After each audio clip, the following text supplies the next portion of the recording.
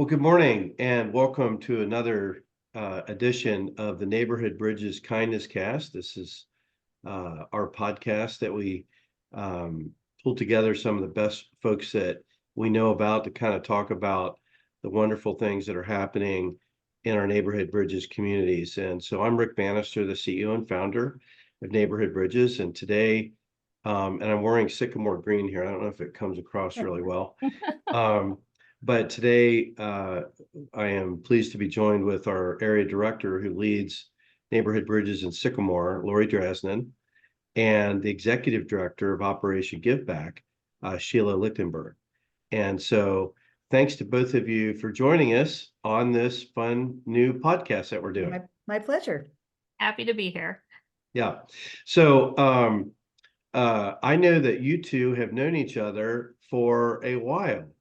And so I wonder if you might share how you've known each other and kind of how we arrived at this spot.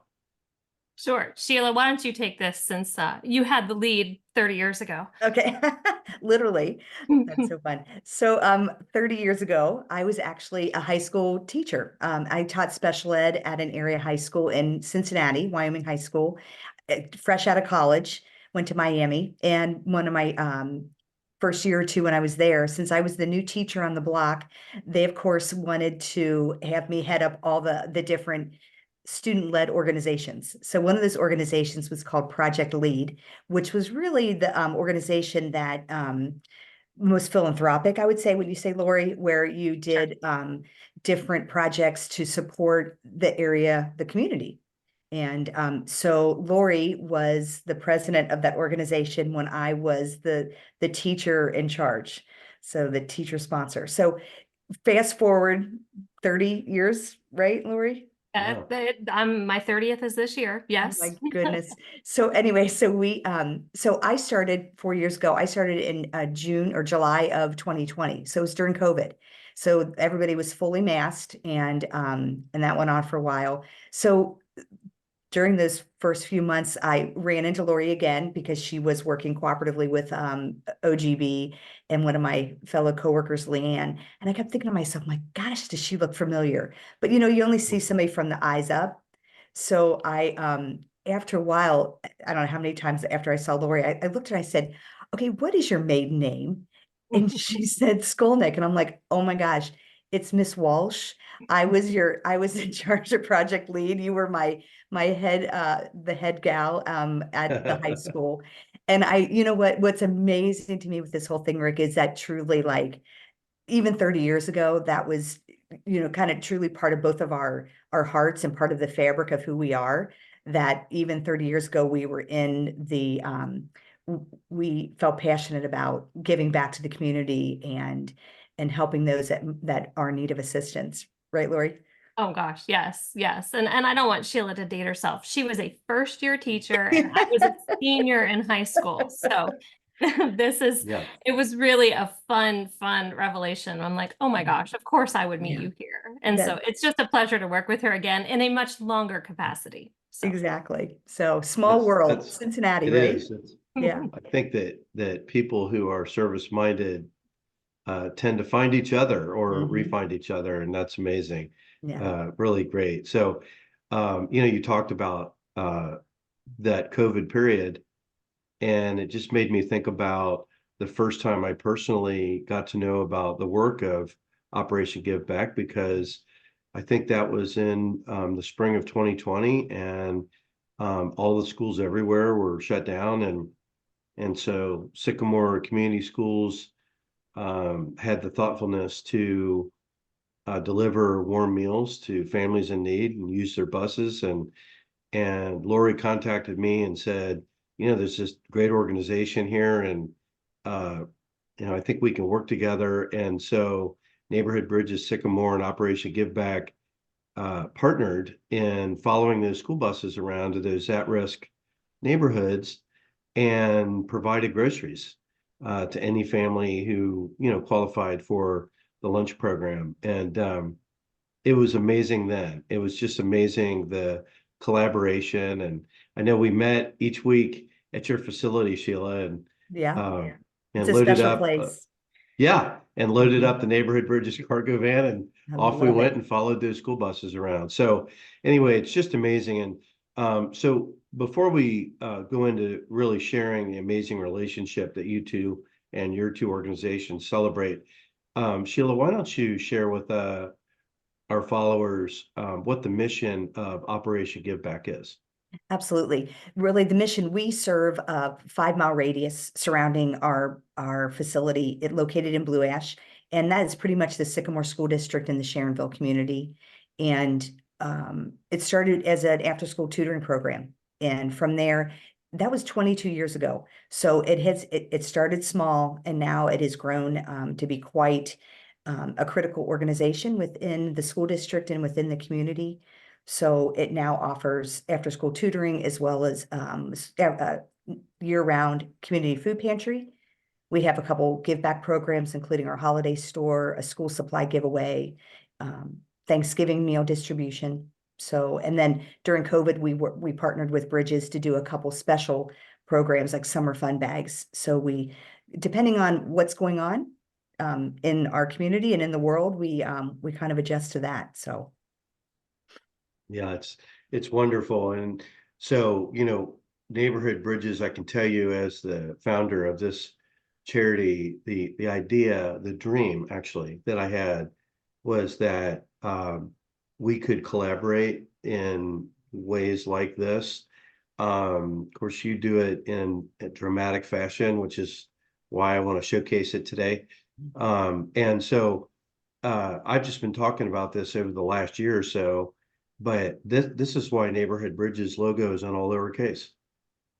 This is why I had our daughter Haley create it that way, because and I think we understand that we're stronger together and serving together than we are trying to do it as singular organizations. And I think that the example that you've created is really exciting. And so let's talk about it a little bit. I know there's a lot of I know you've enumerated some of those projects, but I just thought maybe we could share a little bit about how we can work together, how you've been working together to drive impact to our common audience, which are at-risk students and families there in the greater Sycamore community. Sure. Well, I think really talking about how we came together in COVID kind of describes how the relationship evolved. As Rick said, our schools were shut down. So all resources were basically shut down. We no longer had advocates, or Bridges no longer had advocates working directly with the students. And Sycamore Schools kind of just said to Operation Give Back and Neighborhood Bridges, hey, we need your help. We don't even know where to start. And that put us in a room together to really figure out what to do. So we have COVID to thank for this relationship. If anything good came out of it, we really got to see what each organization did very well.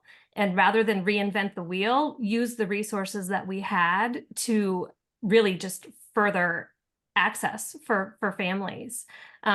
Because Operation Give Back had the established food pantry, they had the connections to get all the food that was needed at a time where you couldn't get toilet paper. I mean, it was crazy back then. Yeah, right. But they had access to supply.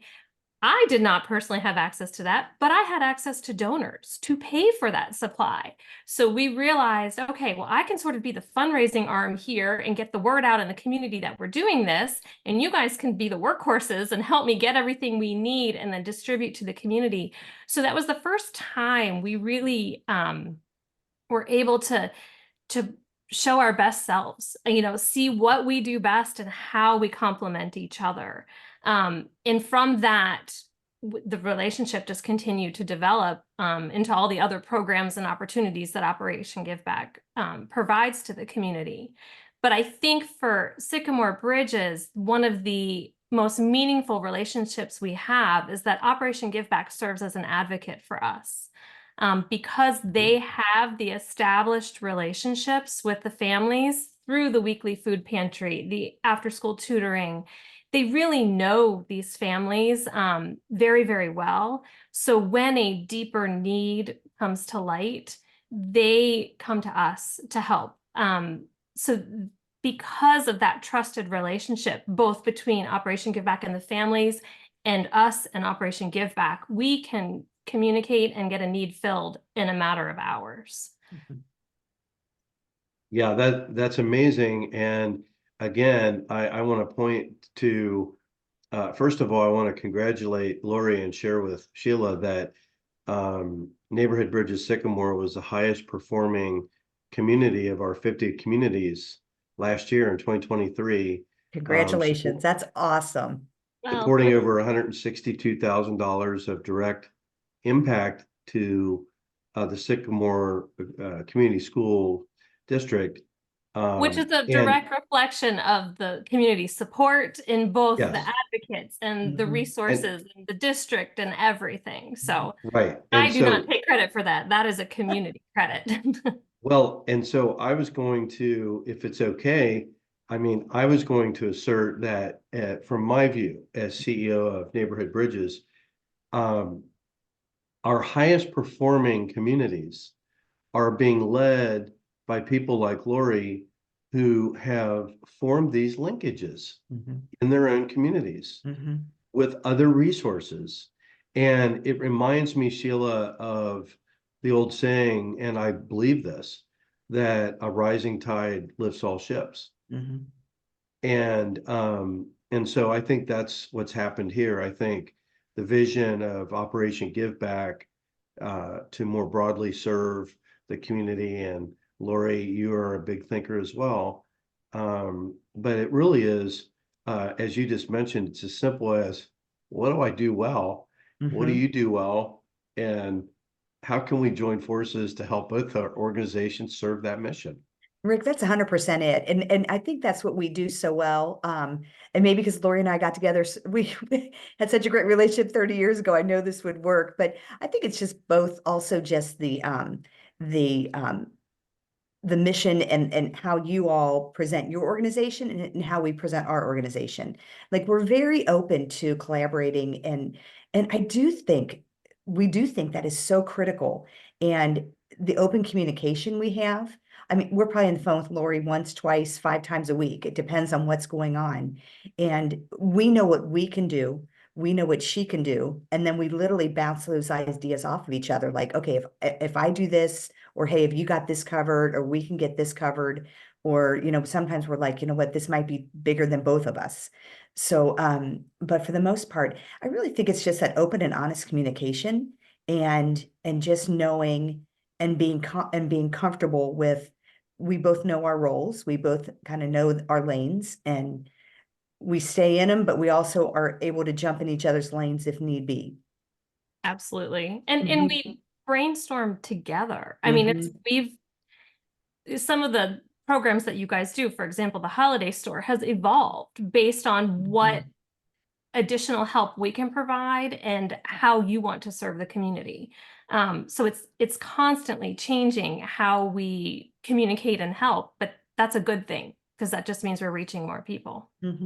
So I know a little bit about this because I'm in the cheering section every year of, seeing all the great work that's going on. But Lori, let's talk about a little bit about that holiday store program, and maybe share a little bit, because I've seen that really take off. It appears dramatically over the last several years. So what is that all about? How do you guys collaborate on that? Sure. Well, I'm going to actually let Sheila explain the holiday store a little bit, and then I'll show how our role helps emphasize what they do. Sure. So this event also has evolved because of COVID. So I'm going to do now like COVID and where we are now. So families actually call and register for the event, and they need to live within our 4 zip code service area.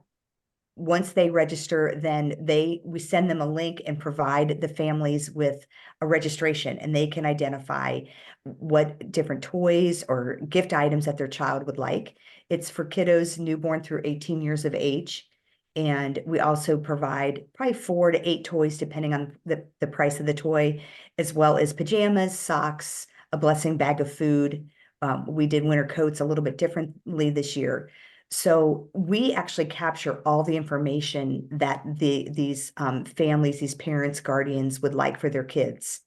And that's my job as executive director. I then go out into the community and through different organizations, companies, churches, schools.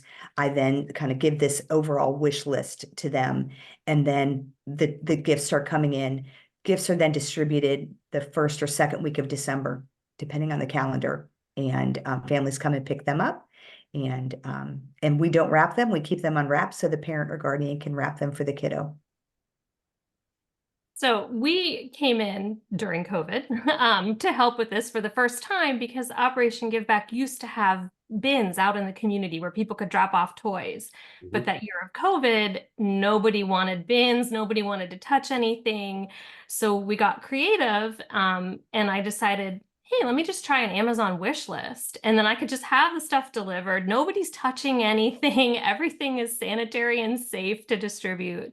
And I just sort of created categories similar to the categories that were on the registration form. So Barbies, Legos, board games, things like that, and just picked popular items on Amazon. And it was pretty successful. I think that first year we did about $4,000 or $5,000 worth of gifts. But as the holiday store was growing and my reach was growing, we were actually selling out of items on the wish list. We fast forward to this past year, we ended up having access to the registrations. So I could see the very specific toys that people were asking for, down to, I mean, some people had basically Amazon links. I mean, this is the exact toy that I want for my child. So I was able to create a very tailored list to ensure that every family was getting something that they really, really, really wanted to surprise their children with on Christmas morning. And as I said, our reach was growing. Operation Give Back was promoting our list as, if you would like to shop for an item, use this link. And lo and behold, we ended up with $22,000 worth of toys this past year.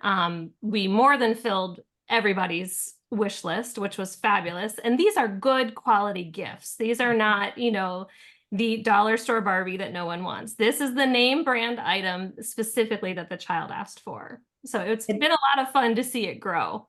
And as far as growth, when I first started in 2020, we touched around probably 475 to 500 kids through the holiday store. This past season, the holiday store touched over 1,500 kids. Wow. And that is, I think, an awareness that we're here, and a huge increase in need. So between the two, we were able to really touch a lot of kids' lives. And then there were several companies that I was working with. Instead of doing the collections, they would just say, hey, can you send me Bridget's wish list or the Amazon link? So again, which didn't happen maybe a couple years ago, companies specifically were asking for Lori's link. So which is wonderful, because then the message was sent to them, and all their employees are sending the link to that, hey, Sycamore Bridges, who is, partnering with us to do this, they're able to learn more about your organization as well. So it's such a win-win for everyone. It really is. It's been so much fun. Yes. It is. That's dramatic growth. I It mean, is. by any standard, Yes. that should be celebrated, which is what we're doing today. And sharing with others. Well, there's a number of other programs that you do together, and I wonder if we could just pick one other one, Lori, your choice, My choice that you'd like to share. Well, sure. I just think the food pantry, I think, deserves to be highlighted, because this is something that Operation Give. It's a weekly food pantry. They provide once a week. They open their doors to registrants to come through. So this is sort of an ongoing need, so to speak, that they have. And I think whenever their shelves start to get a little bit low, they reach out to their social media, but they may reach out to me and say, hey, we have a specific need for cereal or pasta or something like that. And I throw it out there, and the next thing you know, they have deliveries showing up on their front door, which it's just a quick and efficient way to help them spread the word. And like Sheila just said, it highlights the good that they do in the community. I don't personally have the capacity to have a food pantry weekly but I have the capacity to help fill those shelves. So again, it's about that collaboration and us working together and stay in our lane and do what we do best and don't reinvent the wheel. I could think of all the different sayings here, but it's so true because it works so well. And I think thinking back on it, just the whole communication piece, we started off small. We started and we wanted to make sure that what we do, it's very purposeful, it's meaningful, and it doesn't, as Lori just said, have to recreate the wheel. We can do it with, we just take a small little sliver of what we do. Let's try it out a little bit. And then, okay, that worked, that didn't work. Let's try something else. And then, and really, Rick, I think that's why it's been able to grow the way it has, and why organizations are calling Lori and I saying, hey, can the two of you come together and present what you both do? Because we do partner so well together. And people want to know that, like, they want to know, like, okay, what does Bridges do? What does OGB do? Yeah. Okay. And that's really, that's exciting to them, because they know that what may touch their heart might be what Lori is covering, or what may touch their heart might be what we're covering. And, and in the end, it's all good. If they're able to help someone between one of our organizations, it's all good. Exactly. Yeah, it's just remarkable what you're sharing here. And I'll share that we have a similar situation here in Westerville.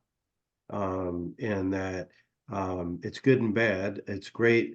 We have the largest food pantry in Central Ohio that resides in Westerville, and that's wonderful. It's bad because of, we need that because of the growing rate of need in our own community. But Lori, I didn't realize that Operation Give Back could serve as an advocate. But the same situation exists in Westerville. The intake coordinators at our food pantry are advocates on neighborhood bridges. And so I think that relationship, and more specific to today's conversation, your relationship allows us to reach further and serve more deeply. And I'm smiling because that's what we want. We want to, we use the word impact. We really want to change the trajectory of someone's life and give them hope and opportunity and a sense of community, and where they live and where they go to school, all those kinds of things. So why don't we just wrap up with this? To each of you, what would you say to other communities about the benefits of the relationship that you've established? Or what would you say to a community who is kind of looking at how do I serve these needs, whether it's what you do, Sheila, or what you do, Lori? What would your message be to those two audiences about the work that you're doing? Well, from my perspective, if as an area director for Neighborhood Bridges, I think just getting your foot in the door to some of these other resources that may be in your community and asking them to serve as an advocate, then they really begin to understand how you can impact the community and the role that you serve. And then you can say, hey, would you need help filling the pantry shelves? Or do you need help finding after school tutors? Or you can sort of show them that through your reach, in collaboration, you can really build something bigger than either one of you. And as far as Operation Give Back, just getting into these different organizations and companies and just letting them know that there is a need. Because I think that people think of Sycamore in this area that, that it's Sycamore, they're good. But there definitely is this group that really does need assistance, and they are struggling. And I believe once people find out that they are contributing to something local, that makes a big difference for them, that they're supporting the kiddos that go to school with their kids, right? And that they're sitting next to these parents at the basketball game and at the football game. And that their company or organization can make an impact on the life of those families. And for the different area directors from Bridges, my message would be that that OGB did not start off this big. Like, we started off small. We started off just doing some after school tutoring. And it doesn't have to be all those pieces of what OGB does, but I would be happy to share what we do at OGB, the different services that we provide, the programs. And maybe there's one or two that you might want to kick off, or you might want to look at doing in your own community. I'm happy to share with you. Don't reinvent the wheel, right, Lori? And we can show you how we did it and how we partnered with Bridges in order to make it so that all can benefit from the services we provide. Yeah, that's wonderful. Well, I can't thank you enough, first of all, for your service. I mean, the word selflessness really comes to mind here, as I think about both of you. And it's really what an example you are for the Sycamore community, but from my view, more broadly, what an example this is for all of us as we contemplate, Sheila, what you've just examined twice about the growing rate of need in our own communities. So I really want to thank you for sharing your time today, and most importantly, your example of service, because it's something I really want to celebrate and share with others. Thank you for having me. Thank you. Yeah, thank you.